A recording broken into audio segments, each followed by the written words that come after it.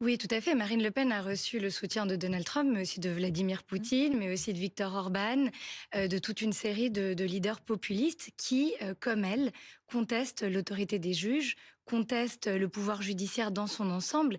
Et lorsque Sébastien Chenu dit ce n'est pas une manifestation contre, ce n'est pas vrai. Soyons clairs, ce qu'ils sont en train de faire, c'est essayer de jouer Mobilisation pour la démocratie, a-t-il dit. la rue contre la justice, la rue contre les juges. Et d'ailleurs, les juges ne s'y trompent pas. Les juges qui aujourd'hui ont des menaces de mort qui pèsent sur eux, notamment la juge qui a rendu cette décision, sont également mobilisés parce que le danger est là. Donc ça peut déraper. Ça peut déraper parce que c'est, je vais pas dire factieux, mais en tout cas semi-factieux. Il y a une volonté d'aller dans la rue dire qu'ils ne sont pas d'accord avec un jugement. Et pourquoi est-ce que c'est dangereux à mon sens? Parce que ce jugement, cette décision de première instance, elle est ouverte à un recours. Recours que Marine Le Pen a d'ailleurs indiqué avoir fait. Et en plus, Ça elle a eu s'orienter vers l'été 2026. Hein. Absolument, et ça c'est un point très important.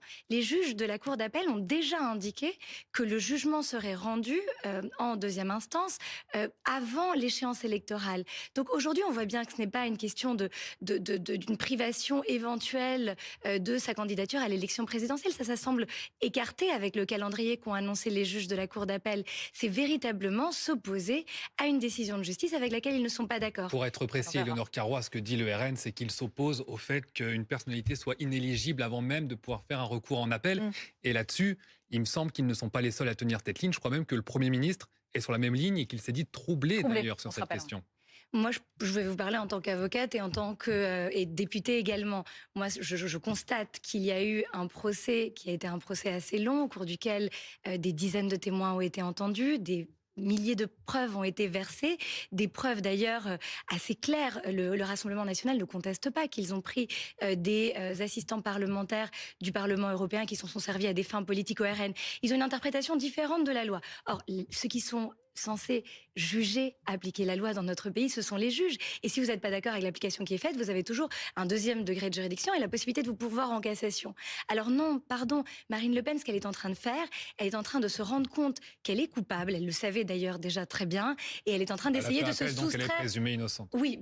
Mais en tout cas, elle a été condamnée en première instance. Et par rapport aux faits, on peut dire que elle a commis ses actions. Elle a commis ses actions. Elle a une interprétation différente. Elle aurait pu demander une clarification au Parlement européen si de bonne foi elle avait un doute sur l'utilisation qu'elle a fait des assistants parlementaires. Mais elle ne l'a pas fait. Et on est en train de parler d'un montant qui est quand même considérable. On est en train de parler de 4,1 millions d'euros. On ne va pas refaire le procès. Tout le monde l'a entendu au cours des derniers jours. Moi, ce qui me choque dans ce qui est en train de se passer, c'est que si vous n'êtes pas d'accord avec une décision de justice et qu'une voie d'appel vous est ouverte,